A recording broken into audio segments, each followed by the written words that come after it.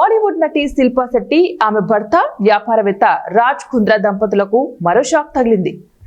60 కోట్ల మోసం కేసులో ఈ స్టార్ కపుల్స్ పై లుకౌట్ నోటీసులు జారీ చేశారు. పెట్టుబడి పేరుతో భారీ మొత్తంలో మోసం చేశారని శిల్పా శెట్టి దంపతులపై ఆరోపణలు వచ్చిన విషయం తెలిసిందే. ముంబైకి చెందిన వ్యాపారి lotus capital financial services director Deepak Kothari చేసిన ఫిర్యాదు మేరకు పోలీసులు కేసు దర్యాప్తు చేస్తున్నారు.